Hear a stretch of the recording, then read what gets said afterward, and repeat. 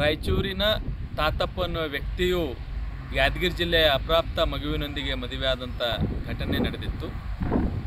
ಅದೇ ರೀತಿಯಾಗಿ ವೈವಾಹಿಕ ಜೀವನವೂ ಸಹಿತ ನಡೆಸಿದ್ರು.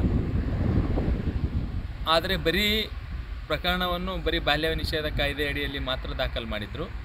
ಹೀಗಾಗಿ ಆಯೋಗ ಅದನ್ನು ಬಹಳ ಗಂಭೀರವಾಗಿ ಪರಿಗಣಿಸುವ ಮೂಲಕ ಸಂಬಂಧಪಟ್ಟಂಥ ರಾಯಚೂರಿನ ಪೊಲೀಸ್ ಅಧಿಕಾರಿಗಳಿಗೆ ಕೂಡಲೇ ಪಾಕ್ಸೋ ಅಡಿಯಲ್ಲಿ ಮತ್ತು BNS ಅಡಿಯಲ್ಲಿ ಪ್ರಕರಣ ದಾಖಲು ಮಾಡಬೇಕು. ಅದ್ರ ಜೊತೆಯಲ್ಲಿ ಆ ಮಗುವಿಗೆ ಸಂತ್ರಸ್ತ ಮಗುವಿಗೆ ಸಕಾಲದಲ್ಲಿ ನ್ಯಾಯ ಕೊಡಿಸಬೇಕು ಅಂತಕ್ಕಂಥದ್ದು ಸೂಚನೆ ಕೊಟ್ಟಿತ್ತು.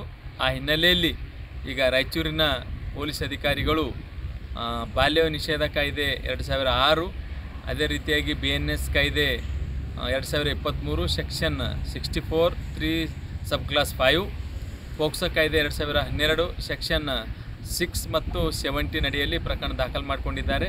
ಅದು ಆಯೋಗ ಪೊಲೀಸ್ ಇಲಾಖೆಗೆ ಧನ್ಯವಾದ ಹೇಳುತ್ತೆ. ಮುಂದೆ ಅದು ತ್ವರಿತಗತಿಯಲ್ಲಿ ತನಿಖೆ ಮಾಡುವ ಮೂಲಕ ಆ ಮಗುವಿನ ನ್ಯಾಯ ಕೊಡಿಸ್ಬೇಕಂತಕ್ಕಂಥದ್ದು ಆಯೋಗದ ಒಂದು ಸದುದ್ದೇಶವಾಗಿದೆ.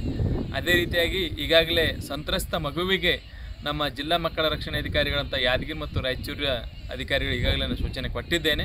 ಮಗುವಿಗೆ ಕಾನೂನಿನ ನೆರವು, ವೈದ್ಯಕೀಯ ನೆರವು ಮತ್ತು ಆತ್ಮಸ್ಥೈರ್ಯ ತುಂಬತಕ್ಕಂಥ ಆಪ್ತ ಸಮಾಲೋಚನೆ ಮಾಡಬೇಕು. ಮತ್ತು ಆ ಮಗುವಿಗೆ ಕೌಶಲ್ಯ ಅಭಿವೃದ್ಧಿ ಕೊಡೋ ಮೂಲಕ ಮಗುವಿಗೆ ಮತ್ತು ಸಮಾಜದ ಮುಖ್ಯವಾಹಿನಿ ತರಲಿಕ್ಕೆ ಏನೆಲ್ಲ ಕ್ರಮಗಳು ಕೈಗೊಳ್ಳಬೇಕು ಅದೆಲ್ಲ ಸಕಾಲದಲ್ಲಿ ನೆರವು ಕೊಟ್ಟು ಮಗುವಿಗೆ ಮೇನ್ ಸ್ಟ್ರೀಮಿಗೆ ತರಲಿಕ್ಕೆ ಕ್ರಮ ವಹಿಸಬೇಕಂತೇಳಿ ಈಗಾಗಲೇ ಹೇಳಿದ್ದೇನೆ.